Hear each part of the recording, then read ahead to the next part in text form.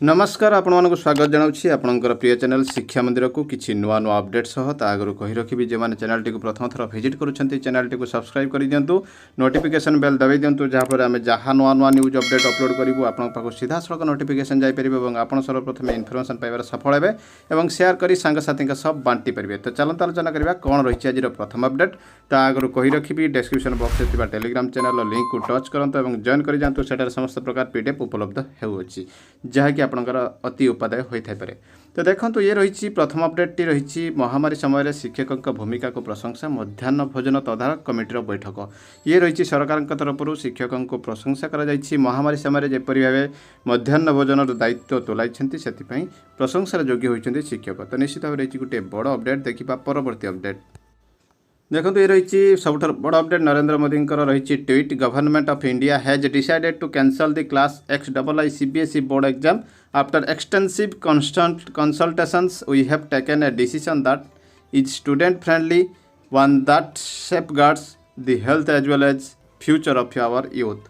तो बर्तमान कैंसल हो जाइछि CBSE रो द्वादश परीक्षा एवं कही रखिबो ICSE से धारा चली। तो देखो आपन को अपडेट।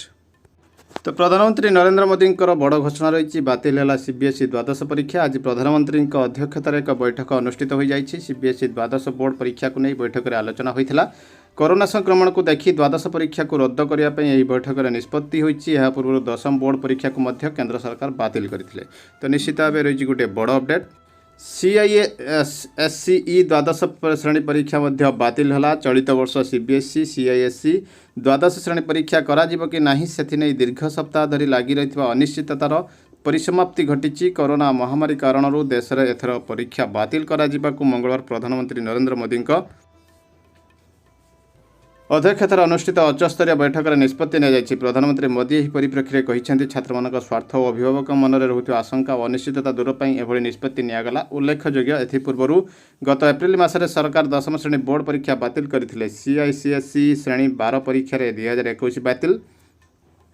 CISE बोर्ड द्वादश बोर्ड परीक्षा उपर चलता द्वंद्व मध्य आज समारोह परीक्षा बातिल करने को निष्पत्ति नि सरकार कहिसेंति जे द्वादश श्रेणी छात्रों CBSE वर्तमान प्रस्तुत करने को पदक्षेप नेबे। CBSE और CISE द्वादश श्रेणी छात्र को विकल्प मान्यता दिज्व एक निर्दिष्ट समयसीमा मध्य जो छात्र मैंने आभ्यंतरीण मूल्यांकन पर संतुष्ट नुहति से परीक्षा शेष होगापर से अंशग्रहण करें। परीक्षा बातिल करने को संगठन पक्षर दाबी करा प्रसंग में सुप्रीम कोर्ट भी एक पिटिशन दाखल करते शुणी गुरुवार अनुष्ठित हो। तो निश्चित भाव रही गोटे बड़ अपडेट।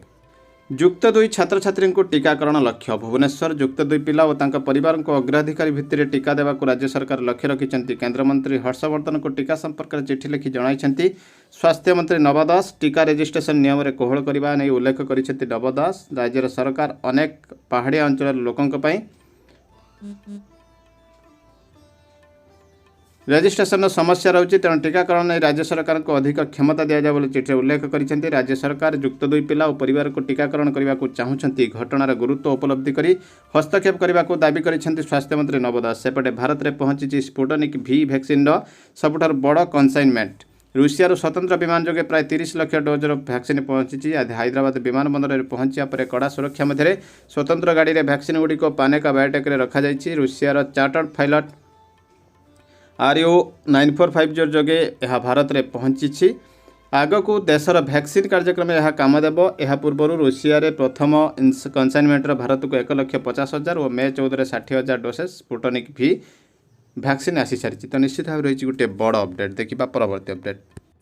ओसेपा तरफ आसी चिठी लेटर नंबर रही 4695 dated 25/5/21 list of ineligible regional local publishers in connection with expression of interest number रही 9267 बाई 31/20 जो इनएलिजिबल रही लोकल पब्लिशर माने रही। देखो श्रद्धा पब्लिकेशन सहदेवखुंडा बालेश्वर एमाने सब यही रिजन पर रही रिजेक्शन होती। किए 1 लाख तलू रही तो किए रही पान सबमिट करना किए प्रोसेसिंग फी सबमिट करना कि आउ किए रही से processing fee proposal submitted without sample books. तो ये रही गोटे बड़ अपडेट। देखा परवर्ती अपडेट।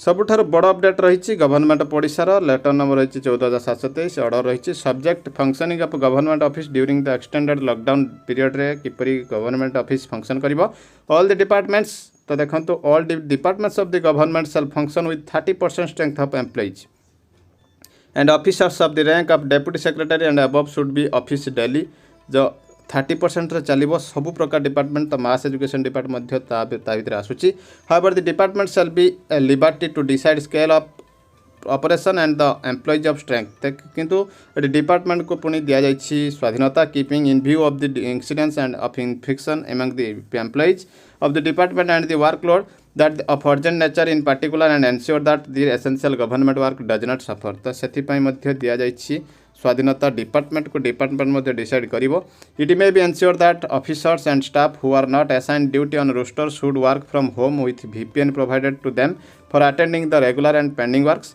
सेमाने घर काम करिबे the employees with disability and pregnant women employees may be exempted from attending office on work from home all the employees who are not attending office must be available at headquarters to attend to any office work of urgent nature at short notice on telephone at all times. Administrative department will decide about the scale of operation in subordinate office and field office. तो देखंतु केवल बाद दिया जाइछि disability एवं